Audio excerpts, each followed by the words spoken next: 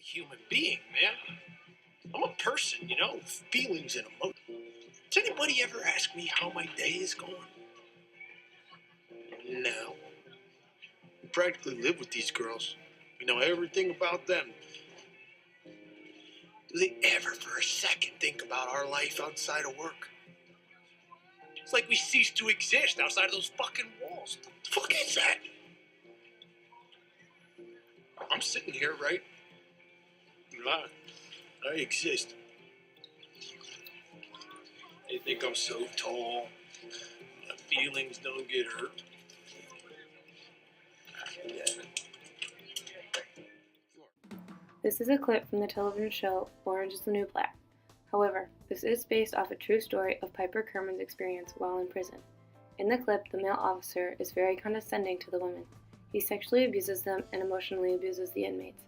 In all reality, this does happen in prisons, and most likely not in all of them, but in a widespread variety of them. And this type of sexual abuse cannot be happening.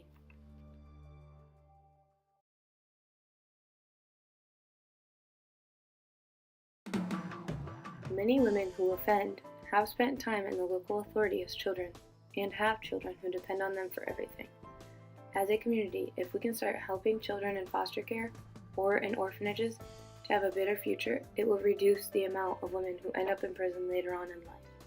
According to the Prison Reform Trust, about 54% of the women leaving prison are reconvicted within 1 year, and about 66% of them have dependent children under the age of 18.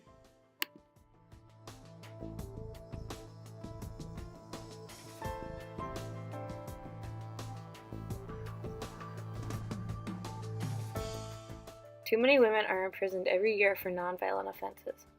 Women are being imprisoned due to mental health problems, drug and alcohol misuse, financial difficulties, and experience of domestic violence and sexual abuse.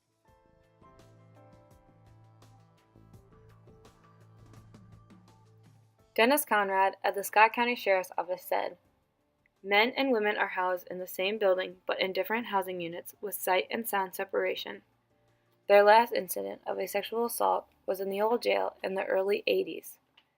At the Scott County Jail, they have 60 male officers and 25 female officers. Female officers only do the searches of female arrestees being booked into the jail." Rebecca Bowker, the executive officer of the Iowa State Penitentiary, had little to say on this topic. She said that only 25% of the Iowa State Penitentiary's staff is female, and that men and women are not housed together. The first person I interviewed was Drew Volrath. Do you know anything about women in prison? No, I do not. Do you think that it's right to give women an alternative consequence other than going straight to prison? I feel that women should have the same rights as men, and they deserve the same consequences that men receive. Since most women go to prison for nonviolent offenses, should there be more services or support groups to help from relapsing once they are out of prison? There should be more services and support groups based upon the crime that they committed that put them in jail. Okay, and do you think that it is right for men to work in a women's prison or correctional center? There shouldn't be any issues with men working in women prisons because there's not much of a difference, and there shouldn't be any suspicions about what men would do to women. And next I'll be interviewing Chris Bohr. Do you know anything about women in prison? Well, Jordan, my freshman year here at St. Ambrose University, I studied criminal justice for a full year. I was going to major in something in that category, but I decided not to. But anyways, what I've heard about women in prison is that usually there's a lot of drug-related or non-violent acts to put them there. So I don't really have too much of a background, but I have about a year of background under my belt. Okay. Do you think it is right to give women an alternative consequence other than going straight to jail? I do believe that there should not be an alternative consequence, mainly because the fact that nowadays it's always about women being equal to men and stuff like that. So along those lines, I feel like it would raise a lot of rioting or something, just an outbreak, just by giving women this special privilege when it seems that equal rights is a huge thing going around in America right now. Okay. Since most women go to prison for nonviolent offenses, should there be more services or support groups to help them from relapsing once they're out? That's a really good idea, actually. I think that both men and women should have this privilege when they come out of jail, whether it would be nonviolent or even violent offenses, just because it seems that usually when people go to prison, especially at a young age, they're always drawn right back to it because it's what they know. So we always use the expression in criminal justice class, 3 hots and a cot is guaranteed in prison. So you always have somewhere to stay and always have somewhere to eat. So for these people who don't really know what it's like outside of prison, if they go in at a young age, then they're really crippled for the outside environment. So I think that this would actually be a really good idea if we would be able to pull it off. I agree. And do you think it's right for men to work in a women's prison? I'd say yes and no to this question. The yes Why? part, because there is a professional line, obviously, that in a prison you're going to want professional adults or professional men to be patrolling the women and making sure that there's order in the prison, obviously. Also, I also think that men are just naturally just like bigger or stronger naturally. Not trying to start any sexist comments there, but so also if there's 2 females, maybe a female officer that would be guarding the prison, then there would be a chance for more of outbreak or whatever. But then again, there also is the chance that there is a man, like a male officer, who would take advantage of their the inmates, the women inmates. So obviously, there's always that chance. So you have to keep a close eye on it with it. But I do think that there is professional enough people out there who care about their morals and their jobs that would keep order in the prison. Okay, thank you.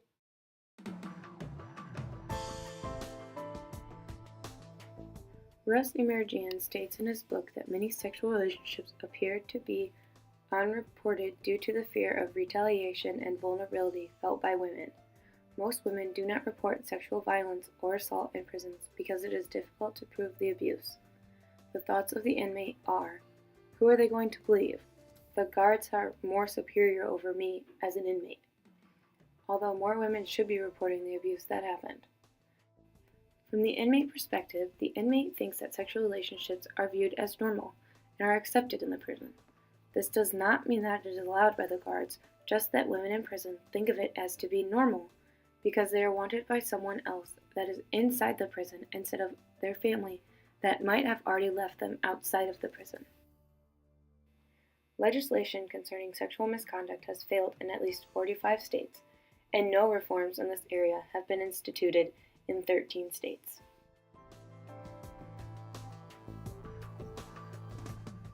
PREA, aka the Prison Rape Elimination Act, was passed September 4, 2003. This act aims to improve prevention and detection of prison sexual assault. The Prison Rape Elimination Act was passed to establish a zero-tolerance policy towards prison rape and to minimize sexual victimization in correctional facilities. This act was the first United States federal law passed dealing with the sexual assault of prisoners. There are many online organizations to help women in prison. The organization that I found is based out of Chicago called womeninprison.org. This organization posts stories of women who have been out of prison that have a story to tell. They have resources for women post-prison, and you can donate to the organization.